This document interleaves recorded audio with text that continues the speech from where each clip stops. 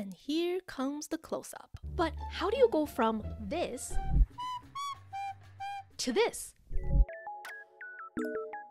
Let's wash our hands first, and it's the best to dry your hands with a lint-free towel.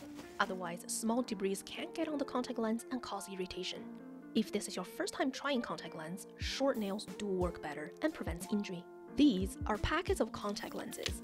For most brands, snapping it face up is the easiest. Folding it forward won't do anything. Ripping it may work for some brands, but may not be the best for others. Let's open it. It's the best to put the case on a flat surface, grab on the flap, and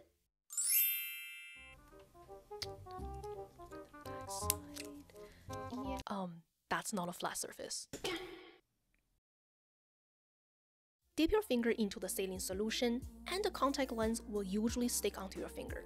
Good thing we washed our hands.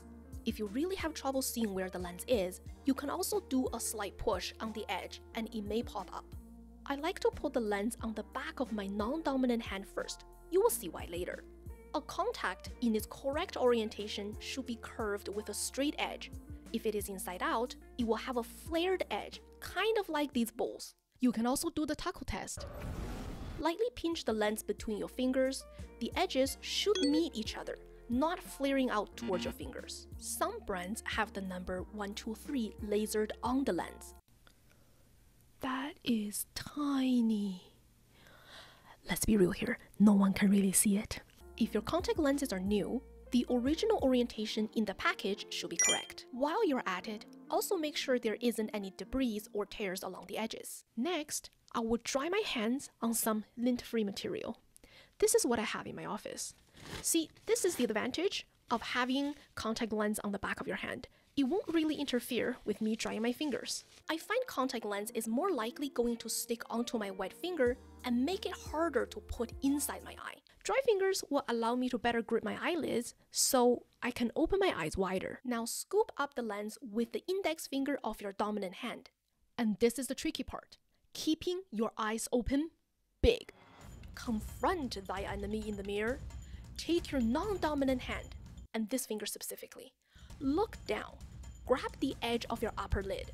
Pull it upward and pin it on the orbital bone. Use your dominant hand. Grab your lower eyelid and pull it down. Okay! Yeah, like that. Look at yourself in the mirror. Keep going. Almost there.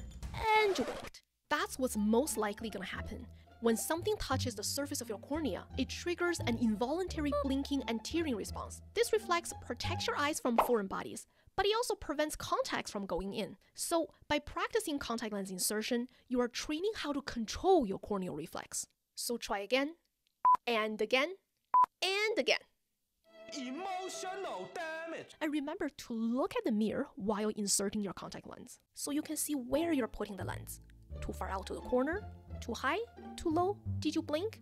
If you have trouble seeing yourself in the mirror, you can also try one of those mirrors that magnifies. Whoa, my pores are huge!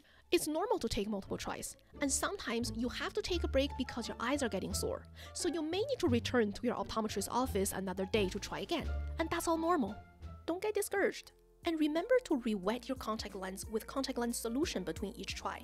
Contact lenses do dry out, and the edge can become hard. Some people put a drop of contact lens solution or a drop of sterile saline on the lens before putting it on. One eternity later.